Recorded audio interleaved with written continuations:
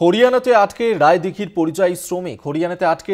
পরিযায়ী শ্রমিক বাংলায় কথা বলায় ৮ জনকে আটক করার অভিযোগ উঠেছে।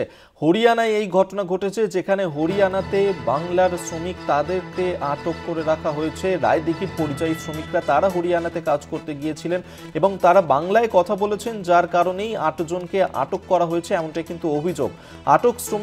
আটক করা শ্রমিকদের ফিরিয়ে আনার পদক্ষেপ শুরু করেছে প্রশাসন। ঘটনার প্রতিবাদে বিক্ষোভ তৃণমূলের। হরিয়ানাতে এই ঘটনা ঘটেছে, যেখানে রায়দিঘির ৮ জন শ্রমিক তারা কাজ করতে গিয়েছিলেন কিন্তু সেখানে গিয়ে বাংলায় কথা বলার কারণেই তাদেরকে আটক করা হয়েছে। শুধুমাত্র হরিয়ানা নয়, এই ছবি কিন্তু একাধিক জায়গাতেই আমরা দেখতে পাচ্ছি। একাধিক রাজ্যে, বিজেপি শাসিত রাজ্যে, সেখানেই কিন্তু এইভাবে বাংলায় কথা বলার জন্য পরিযায়ী শ্রমিক তাদেরকে আটক করা হচ্ছে। নানান রকমের হেনস্থার ঘটনা হচ্ছে এবং বাঙালিদের ওপর যে ধরনের অত্যাচার করা হচ্ছে একাধিক রাজ্যে, সেই বাংলা ভাষায় কথা বলার জন্যই সেই একই ছবি কিন্তু ফের একবার দেখা গেল হরিয়ানার ক্ষেত্র। হরিয়ানাতে সেখানেই কাজ করতে গিয়েছিলেন রায়দিঘির পরিযায়ী শ্রমিকরা এবং সেখানে গিয়ে বাংলায় কথা বলার কারণে ৮ জন শ্রমিক তাদেরকে আটক করার অভিযোগ উঠেছে।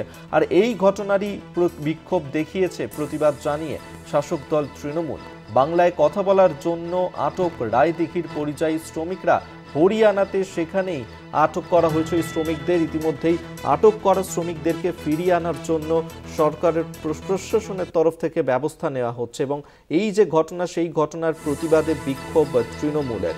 হরিয়ানাতে আজকে রায়দিঘির পরিযায়ী শ্রমিক, এই একই ঘটনা একাধিক জায়গাতে ঘটেছে, যেখানে আমরা বারবার দেখেছি যে এই বাংলা ভাষাতে কথা বলার জন্যই বাঙালিদের ওপরে হেনস্থার ঘটনা ঘটছে। একাধিক রাজ্যে এই ধরনের ঘটনাই প্রকাশ্যে আসছে, যেখানে বিজেপি শাসিত রাজ্যগুলিতে সেখানে পরিযায়ী শ্রমিকরা কাজ করতে গিয়ে বাংলায় কথা বললে তাদের ওপর যে ধরনের হেনস্থা অত্যাচার করা হচ্ছে, আটক করা হচ্ছে, সেই নিয়ে কিন্তু সরব হয়েছে রাজ্যের শাসক দল তৃণমূল।